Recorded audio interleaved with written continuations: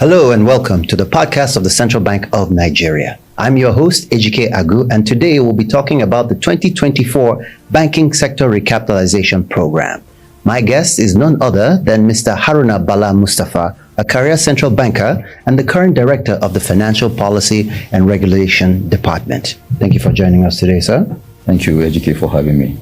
Now, as far back as 2004 and 2010, we've had similar banking sector reforms. And now with the new current program, can you give us an overview of this most current one under the leadership of Governor Olayemi Cardoso? Thank you once again, Ejike. You're looking good. Thank you, sir. Well rested after the Easter holidays. Well, I got enough sleep because I knew this was coming. Exactly. So, the Banking Sector Recapitalization Program, as the name suggests, is an initiative or policy of the Central Bank of Nigeria that requires commercial, merchant, and non-interest banks to raise their capital relative to their different classes of authorization. The overarching objective here is to strengthen the Nigerian banking system, especially against the background of the prevailing macroeconomic challenges and headwinds that we're currently witnessing. Under the policy, we set out two broad objectives. Number one is to enhance the solvency and the resilience of banks, to enable them absorb current and unexpected shocks. And this is speaking to the traditional function of capital, which is to absorb unexpected losses. And this is very, very important because capital is at the very core. It's one of the key metrics that regulators, supervisors use in assessing the soundness of banks. The second objective is to reposition the banks to continue to support the growth and development of the Nigerian economy. And this is in the context of the current aspiration to achieve a $1 trillion economy by the year 2030. And banks play a very critical and pivotal role in this regard. So these are the two broad objectives. And under the policy, banks are expected to achieve the minimum requirement through multiple pathways. Banks may opt to inject fresh funds through rights issue, like I said, private placements, or you can go to the capital market through public offerings. Banks may also opt to go through what we call mergers and acquisitions. They can downgrade their current license authorizations or even upgrade, as the case may be. The different capital requirements reflect the different risk profile, size, and license category of the banks. So just to give you a little flavor of what these requirements are. For international banks, the current capital requirement is 50 billion, and under the new requirements, international banks are expected to hold 500 billion naira in capital. It's a big jump. Quite a big chunk, I must say. National banks are currently at 25, and under the new policy, they are expected to hold 200 billion naira. Merchant banks are currently at 15, they are expected to hold 50 billion. So the list goes on and on, all the way to the least non-interest bank, which is a regional bank, holding 10 billion, up from 5 billion.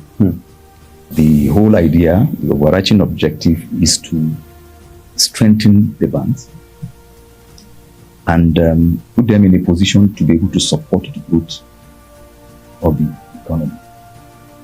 Now, banks are expected to meet this requirement, I mean, in terms of the definition of this capital requirement, is supposed to comprise paid up capital and share premium. I'm very sure a lot of people will be wondering, why did the central bank exclude other reserves, particularly retained earnings? Yes, it's a hot button question. Exactly. I'm going to address that in a short while. But suffice it to say that what we are doing is in the ordinary discharge of our routine responsibilities. The central bank from time to time prescribes capital, and this mirrors regulatory practices all over the world. You will recall a similar exercise was done in 2004-2005 when we moved from 2 billion to 25 billion. So this is something similar. And you also recall what happened back then. The central bank was very proactive. Little did we know that the global financial crisis was going to hit just 2-3 years down the road. Yes, in 2008, 2007, 2008. Sure. And we all can relate to the deleterious consequences of that episode. The whole idea is to ready our banks, especially in the context of the prevailing macroeconomic shocks that are both exogenous and also domestic.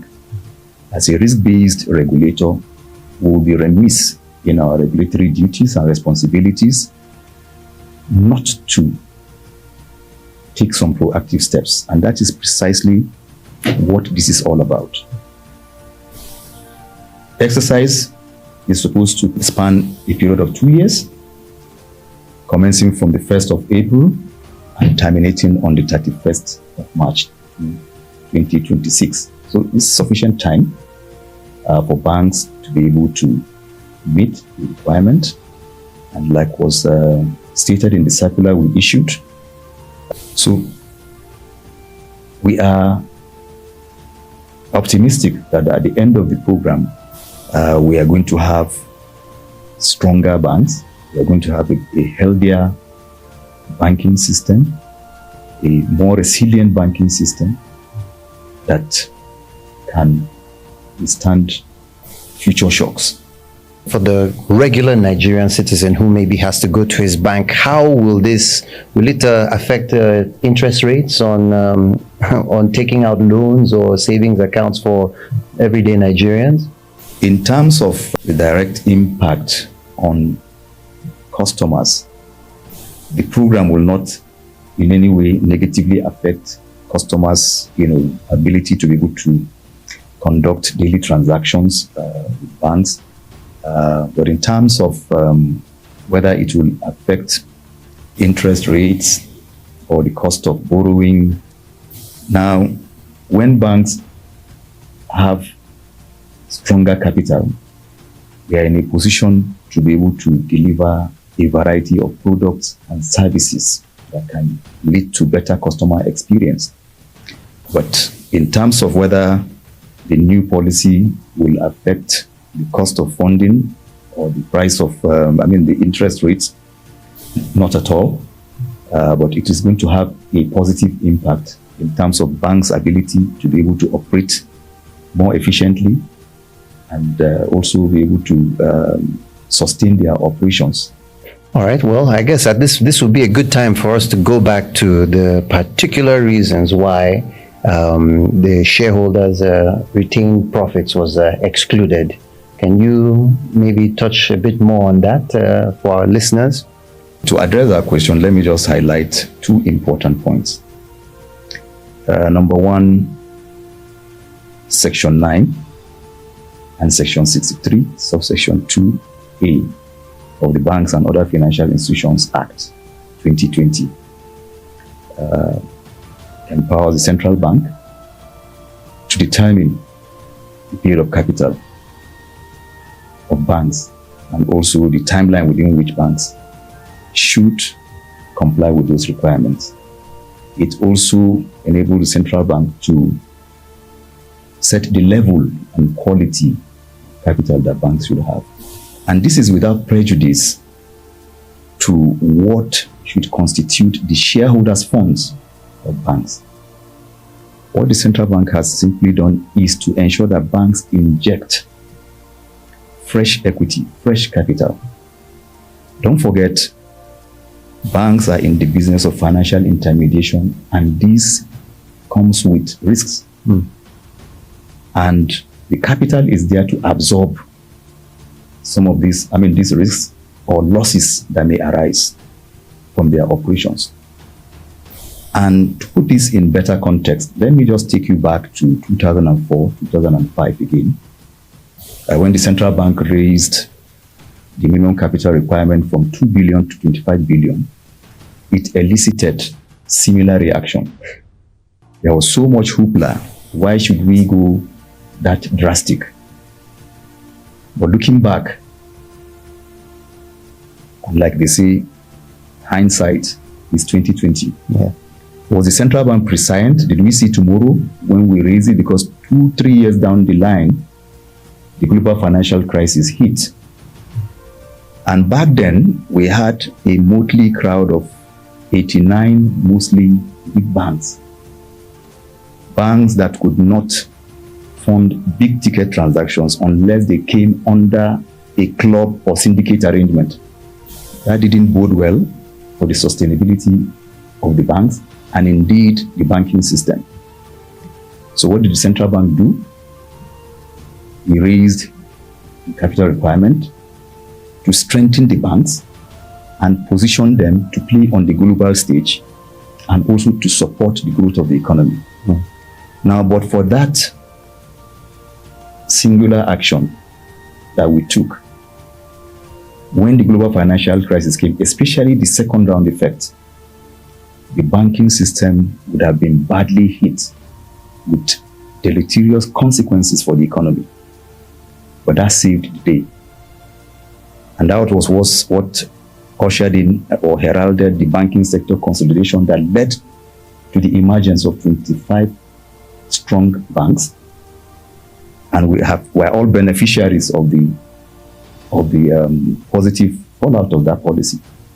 Nigerian banks could then play on the global stage. Today, you have Nigerian banks with footprints across continental Africa and even Europe and the Americas.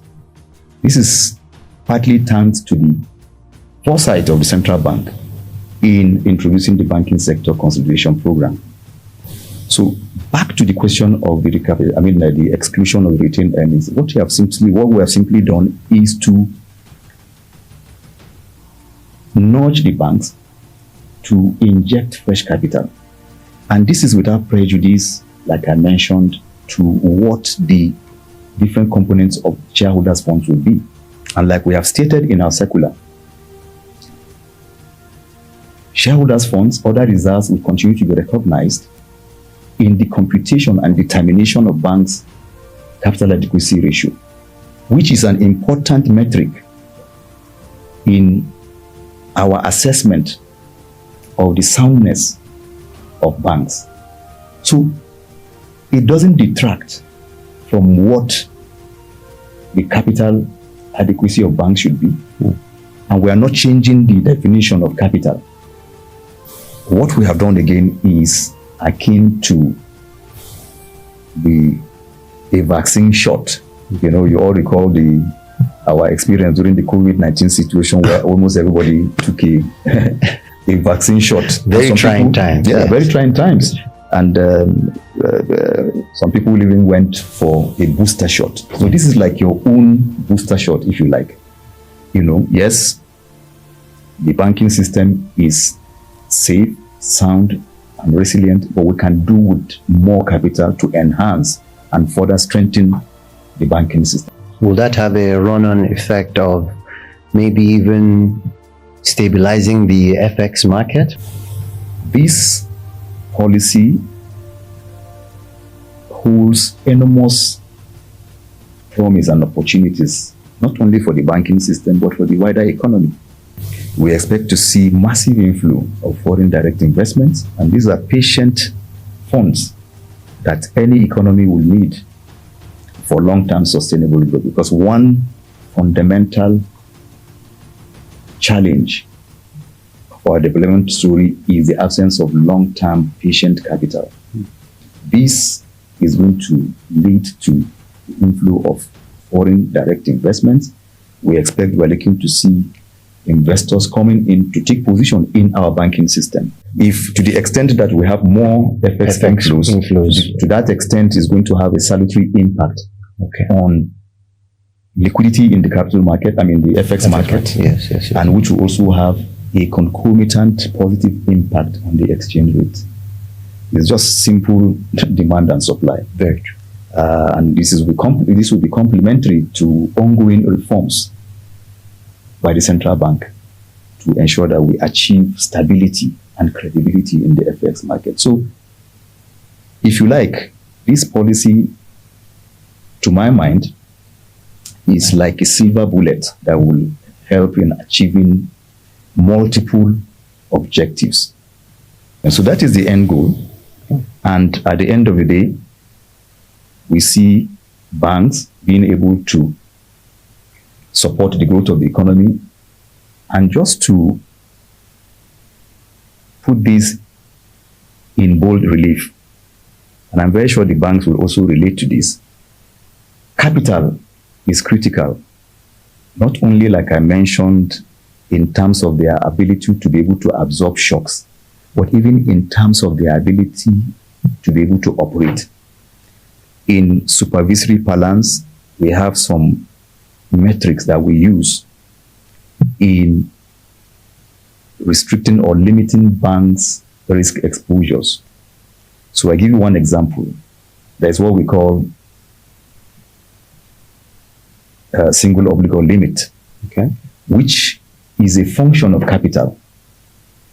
So banks cannot lend to a single borrower in excess of 20% of their shareholders' funds unimpaired by losses. Now, what that means, to put it in layman's language, if I wanted to lend to a promising customer, like a quote-unquote, one of the oil majors, for instance, I'm hamstrung if my capital is not sufficient to meet his needs. And that does not bode well for the sustainability of the banking system. So that is what we are trying to, one of the things we're trying to, achieve. So if banks cannot lend, especially profitable, take advantage of profitable opportunities, then it becomes an issue in terms of their long-term growth and sustainability. And that could have a knock-on effect on their bottom line, which will also have a knock-on effect on their capital. So there's a sense in which these dots connect. And so this is very important. And I'm very sure some years down the line, we'll all look back and say, thank God we did it. Or there's questions about maybe this might slow down GDP too much in the maybe short, medium term. How has the CBN as a regulator been able to maintain or monitor the dials? Talking about contribution to GDP, I mentioned the pivotal role that banks play in any economy. Now, for them to be able to effectively play that role, they need to be robustly capitalized to be able to support the growth of the economy. To the extent that banks are able to effectively perform their intermediation function, to that extent, are they able to contribute to economic growth? Think about the different economic players that will access credit, for instance, and think about the multiplier benefits that will accrue. Manufacturers, other economic players, and also the job opportunities that will be created up and down the value chain. So big infrastructure projects precisely require bigger capital. Bigger capital. And I also, drew your attention to our experience during the conservation program, and we've all seen the benefits. So things are changing in very fundamental ways, and we need to really keep pace with some of these developments. And this is part of the suite of reforms that the central bank is currently powering to ensure that we have a strong banking system, a resilient banking system that can support the growth of the economy and that can also work for Nigerians. With this, and complemented by other reforms, it is just a matter of time. We will begin to see the benefits manifest to the glory of our country and to the benefit of all.